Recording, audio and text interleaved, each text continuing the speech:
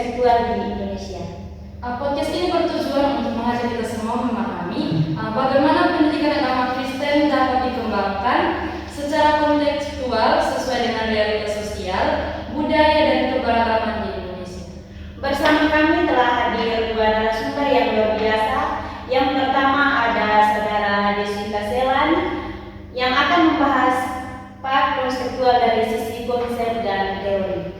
Dan yang kedua adalah Saudara Dewi Fania Betty yang akan membagikan pandangan serta pengalaman praktis dalam penerapan part secara kontekstual.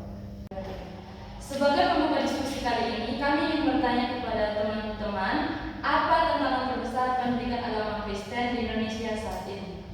Menurut saya, tantangan terbesarnya adalah bagaimana PAK sering disertakan secara teoritis dan kurang dikaitkan dalam konteks kehidupan nyata peserta didik.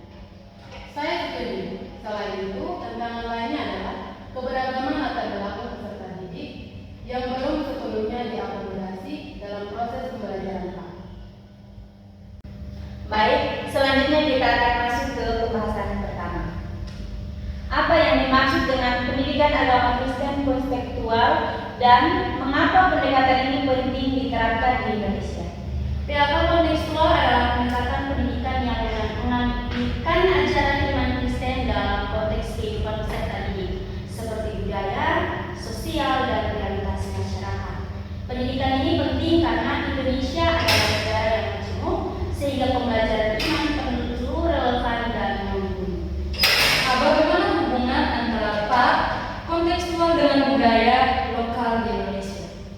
PAK kontekstual tidak meniadakan nilai iman Kristen, tetapi justru mengintegrasikannya dengan kearifan lokal. Dengan demikian, peserta didik dapat memahami iman Kristen tanpa kehilangan identitas budaya.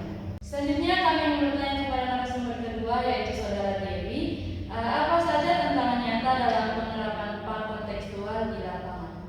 Beberapa tantangan yang sering ditemui antara lain kurikulum yang belum fleksibel, metode pembelajaran yang masih monoton, serta keterbatasan potensi guru dalam mengembangkan pembelajaran yang kontekstual.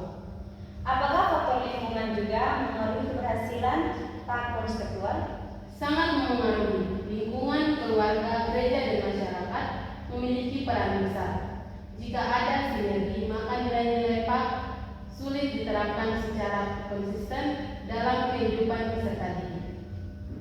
Lalu, apa solusi dan strategi yang dapat dilakukan untuk mengembangkan PAK kontekstual di Indonesia?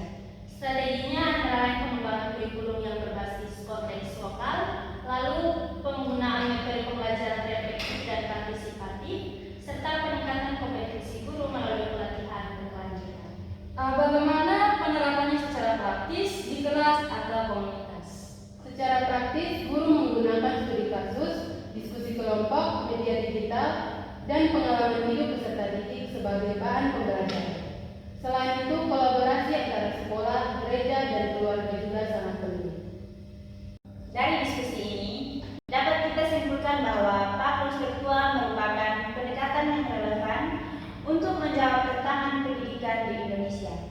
Dengan strategi yang tepat, PAK dapat membentuk iman dan karakter peserta didik secara holistik. Sebelum menutup podcast kali ini, kami persilakan kepada teman-teman narasumber untuk menyampaikan pesan singkat.